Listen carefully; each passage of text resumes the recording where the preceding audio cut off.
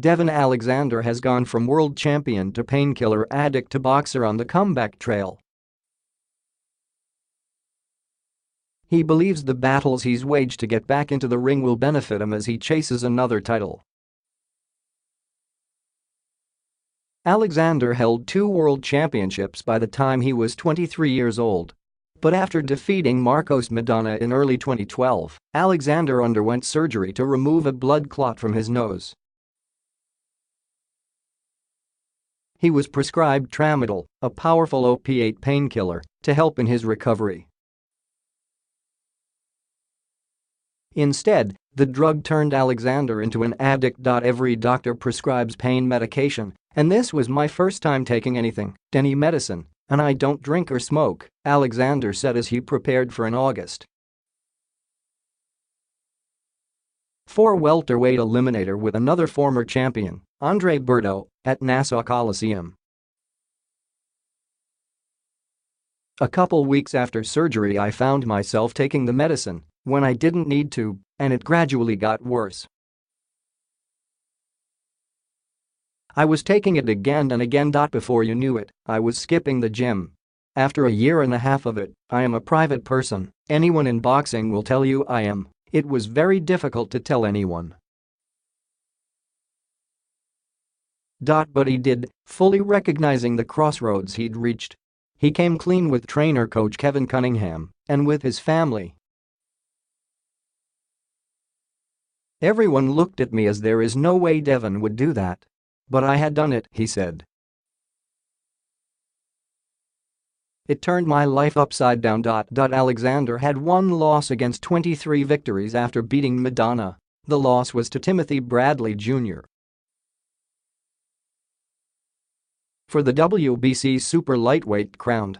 During his addiction, he actually fought 6 times, losing 3. 2 of the defeats came against Sean Porter and Amir Khan, among the best welterweights around at the time.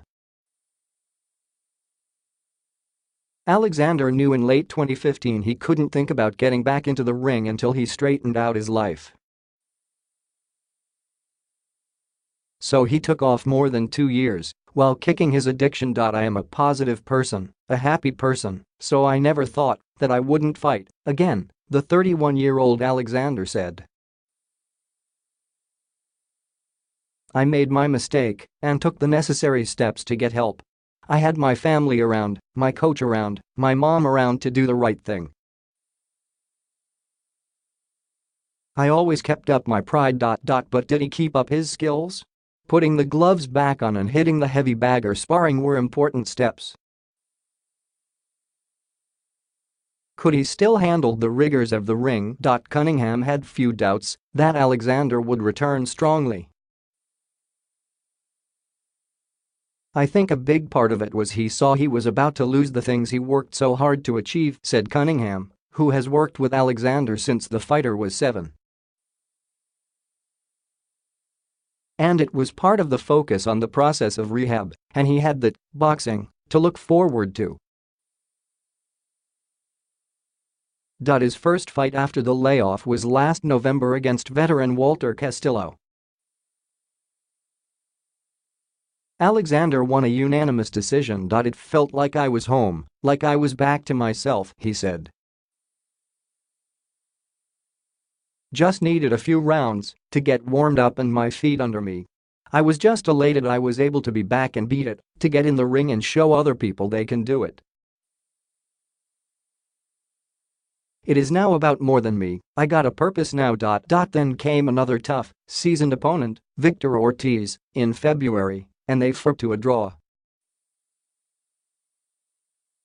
Alexander recognizes he is not back to previous form, but he is progressing. Berto, who has lost 5 of his last 9 after beginning his pro career with 27 straight wins, should provide a good test. Alexander wants the fight on Fox TV to be the next step toward a shot at one of the champions in the stacked welterweight division. I want to be one of the guys, recognized as one of the top guys in the welterweight division, he said. I'm not there yet, I've got to see more of me in my comeback. This is my comeback trail.